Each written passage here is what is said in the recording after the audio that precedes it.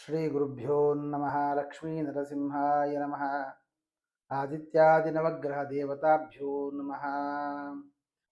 ಅರ್ಧಕಾಯಂ ಮಹಾವೀರ್ಯಂ ಚಂದ್ರಾದಿತ್ಯ ವಿವರ್ಧನಂ ಸಿಂಹಿಕಾ ಗರ್ಭಸಂಭೂತಂ ತಂ ರಾಹುಂ ಪ್ರಣಮಾಮ್ಯಹಂ. ಛಾಯಾಗ್ರಹನಾಗಿ ಪ್ರತೀತನಾದಂತಹ ರಾಹುವಿನ ಸಂಚಾರ ನಮಗೆ ಇಷ್ಟು ದಿನಗಳ ಕಾಲ, ಒಂದು ಕಾಲು ವರ್ಷಗಳ ಕಾಲ ಮೀನರಾಶಿಯಲ್ಲಿ ಇದ್ದು ಮೊನ್ನೆ ಕುಂಭರಾಶಿಗೆ ಪ್ರವೇಶ ಮಾಡಿದ್ದಾನೆ ರಾಹು.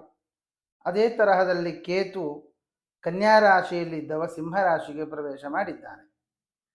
ನಮಗೆ ಗ್ರಹಗಳ ಬದಲಾವಣೆ ಆದಾಗ ಹೆಚ್ಚು ಮನಸ್ಸಿಗೆ ಆಘಾತ ಆಗುವುದಕ್ಕಿಂತ ಛಾಯಾಗ್ರಹನಾಗಿರತಕ್ಕಂತಹ ರಾಹುಕೇತುಗಳ ಬದಲಾವಣೆ ಆದಾಗ ಕೆಲವರ ಮಾತನ್ನ ಕೇಳಿಯೋ ಅಥವಾ ಕೆಲವು ದೃಶ್ಯಗಳನ್ನು ನೋಡಿಯೋ ನಮ್ಮ ಮನಸ್ಸಿಗೆ ನಮಗಿನ್ನೇನು ಆಗಿ ಹೋಗುತ್ತೆ ಅನ್ನುವಂತಹ ಆತಂಕಗಳು ನಮ್ಮಲ್ಲಿ ಸೃಷ್ಟಿಯಾಗುತ್ತೆ.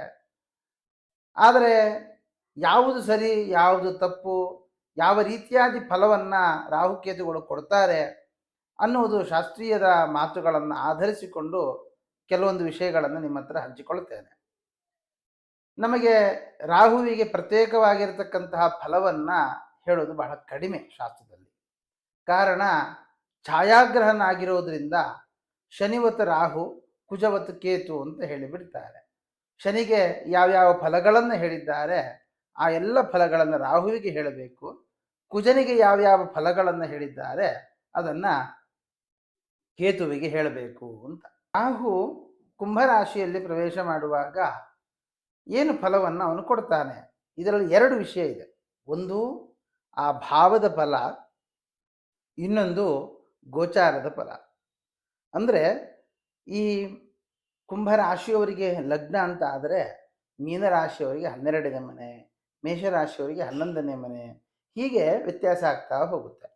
ಹಾಗಾದರೆ 1ನೇ ಮನೆಯಲ್ಲಿದ್ದಾಗ ಏನು ಫಲ, 2ನೇ ಮನೆ ಯಾರಿಗಾಗುತ್ತೋ ಅವರಿಗೇನು ಫಲ ಇತ್ಯಾದಿಗಳ ವಿಷಯಗಳಲ್ಲಿ ಫಲದ ವ್ಯತ್ಯಾಸ ಅಂತಕ್ಕಂಥದ್ದು ಆಗುತ್ತೆ.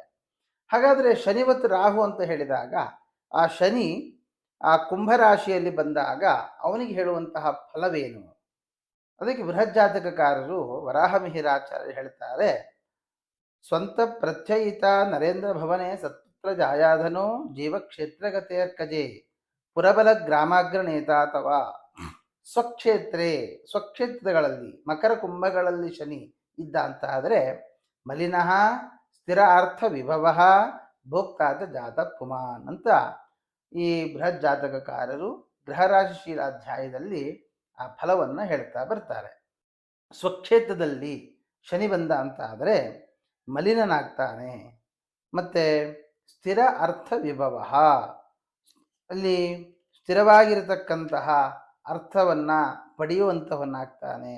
ಅಂದರೆ ಸಂಪತ್ತು ಬೇಕಾದಷ್ಟು ಬರ್ತಾ ಇರುತ್ತೆ, ಅದು ಸ್ಥಿರವಾಗಿ ಉಳಿತದೆ. ಅನೇಕರ ಹತ್ತಿರ ದುಡ್ಡು ಬಂದು ಎಲ್ಲಿ ಹೋಗುತ್ತೆ ಅಂತ ಗೊತ್ತಿಲ್ಲ ಸ್ವಾಮಿ, ನಮಗೆ ದುಡ್ಡು ಬರ್ತಾ ಇದೆ ಹಂಗೆ ಹೋಗ್ತಾ ಇದೆ ಅಂತ ಹೇಳ್ತಾರೆ. ಆದರೆ ಶನಿ ಇದ್ದ ಅಂತ ಆದರೆ ಹಾಗಲ್ಲ, ಬಂದ ದುಡ್ಡನ್ನು ಹಾಗೆ ಉಳಿಸಿಕೊಳ್ತಾರೆ. ಭೋಕ್ತಾ, ಈಗ ಭೋಕ್ತಾ ಅಂತಂದ್ರೆ 2-3 ಅರ್ಥ. ಒಳ್ಳೆ ಭೋಗಿಸುವವನು ಅಂತ ಅರ್ಥ, ಒಳ್ಳೆ ಊಟ ಮಾಡುವವನು ಅಂತಲೂ ಅರ್ಥ. ಜೊತೆಗೆ ನಮ್ಮ ಹತ್ರ ಸಂಪತ್ತಿರುತ್ತೆ, ಅದನ್ನು ನಾವು ಅನುಭವಿಸೋಲ್ಲ, ನಮ್ಮ ಮಕ್ಕಳಿಗಿರಲಿ ನಮ್ಮ ಮೊಮ್ಮಕ್ಕಳಿಗಿರಲಿ ಅಂತೇಳಿ ಕಾಪಾಡ್ಕೊಳ್ತಾ ಬರ್ತೇವೆ. ನಾವು ಅನುಭವಿಸೋದಕ್ಕೆ ಹೋಗೋದೇ ಇಲ್ಲ. ಆ ಥರ ಅಲ್ಲ, ಶನಿ ತನ್ನ ಸ್ವಕ್ಷೇತ್ರದಲ್ಲಿದ್ದಾಗ ಒಳ್ಳೆ ಭೋಗಿಸ್ತಾನೆ. ತಾನೇನು ಸಂಪಾದನೆ ಮಾಡ್ತಾನೆ, ಸಂಪಾದನೆ ಮಾಡಿದ ಸಂಪತ್ತನ್ನು ಭೋಗಿಸುವವನಾಗ್ತಾನೆ ಅನ್ನುವಂತಹ ಅರ್ಥವನ್ನು ನಾವು ತೆಗೆದುಕೊಳ್ಬೋದು.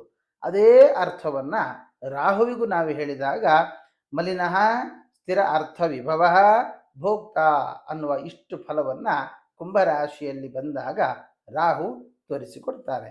ಹಾಗಾದರೆ ಮೇಷಾದಿ 12 ರಾಶಿಗಳಲ್ಲಿ ಸಂಚಾರ ಮಾಡುವಾಗ ಈ ಎರಡು ಫಲಗಳನ್ನು, ಈ ಫಲವನ್ನು ಮತ್ತು ಗೋಚಾರದ ಫಲವನ್ನು ಎರಡನ್ನೂ ಕೂಡ ಮಿಶ್ರ ಮಾಡಿಕೊಂಡು ನೋಡ್ತಾ ಬರಬೇಕು. ಮೀನ ರಾಶಿಗೆ 12ರಲ್ಲಿ ಬರ್ತಾನೆ. 12ರಲ್ಲಿ ರಾಶಿ ಸಂಚಾರ ಮಾಡಿದುವಾಗ ಪೀಡಾಚ ದ್ವಾದಶೇ ಅಂತಕ್ಕಂಥದ್ದು. 12ರಲ್ಲಿ ಬಂದಾಗ ದುಃಖದಾಯಕನಾಗ್ತಾನೆ. ಯಾವುದು ದುಃಖ ಅಲ್ಲಿ ಹೇಳುವಾಗ ಪಾಪಂ ವ್ಯಯಂಚ ಪತನಂ, ಬೀಳುವಂಥದ್ದು, ಬಿದ್ದು ಗಾಯ ಮಾಡಿಕೊಳ್ಳುವಂಥದ್ದು, ಪಾಪ ಕೆಲಸ ಮಾಡುವಂಥದ್ದು, ಜೊತೆಗೆ ಆ ಎಲ್ಲ ಕೆಲಸ ಮಾಡೋದ್ರಿಂದ ಇನ್ನೇನೋ ಸಿಕ್ಕಿಬಿಡುತ್ತೆ ಅನ್ನುವ ದುರಾಸೆಗೆ ಹೋಗಿ ಇನ್ನೊಂದಿಷ್ಟು ದುಃಖ. ಈಗ ಬ್ಯಾಂಕ್ ಲೂಟಿ ಮಾಡಿದರೆ ತುಂಬ ಹಣ ಬರುತ್ತೆ ಅಂತ ಲೂಟಿಗೆ ಹೋಗ್বে ಪೊಲೀಸರು ಹಿಡ್ಕೊಂಡ್ರೆ ಅಷ್ಟೇ ದುಃಖ ಆಗುತ್ತೆ ಅಂತಲೂ ಗೊತ್ತಿರ್ಬೇಕು ನಮಗೆ. ಹಾಗೆ ಇನ್ನೇನೋ ಆಗುತ್ತೆ ಅನ್ನೋ ದೃಷ್ಟಿಯಿಂದ ಮಾಡಲಿಕ್ಕೆ ಹೋಗಿ ಸಿಕ್ಕಿ ಹಾಕಿಕೊಂಡು ಇನ್ನೊಂದಿಷ್ಟು ದುಃಖವನ್ನೇ ಅನುಭವಿಸುವಂತಹ ಒಂದು ಯೋಗ ಮೀನರಾಶಿಯವರಿಗೆ ಇದೆ. ಆದ್ದರಿಂದ ತುಂಬ ಜಾಗೃತರಾಗಿರಬೇಕು. ಈ 12 ಭಾವಗಳಲ್ಲಿ ಏನು ಗೋಚಾರದ ಫಲ, ಭಾವಫಲ ಎರಡನ್ನು ಮೇಳೈಸಿಕೊಂಡು ನಿಮಗೆ ತಿಳಿಸಿಕೊಟ್ಟಿದ್ದೇನೆ. ಇನ್ನು ಅನೇಕ ವಿಷಯಗಳನ್ನು ನಾವು ಇದರಲ್ಲಿ ಚರ್ಚೆ ಮಾಡಬಹುದು, ಅಷ್ಟು ಸಮಯ ಇಲ್ಲ. ಆದ್ದರಿಂದ ನೀವು ಇನ್ನಿನ್ನೂ ಅನೇಕ ಸಂದೇಹಗಳು ತಮಗೆ ಇತ್ತು ಅಂತ ಆದರೆ ನಿಮ್ಮ ಆತ್ಮೀಯರ ಹತ್ರ ಒಮ್ಮೆ ಚರ್ಚೆ ಮಾಡಿ, ಅಥವಾ ನಮ್ಮ ನಂಬರಿಗೆ ನೀವು ಫೋನ್ ಮಾಡಿದರೂ ನಿಮ್ಮ ಸಂದೇಹವನ್ನು ತೀರಿಸುವ ಪ್ರಯತ್ನವನ್ನು ನಾವು ಮಾಡ್ತೇವೆ ಅಂತ ಹೇಳ್ತಾ ಕೃಷ್ಣಾರ್ಪಣ.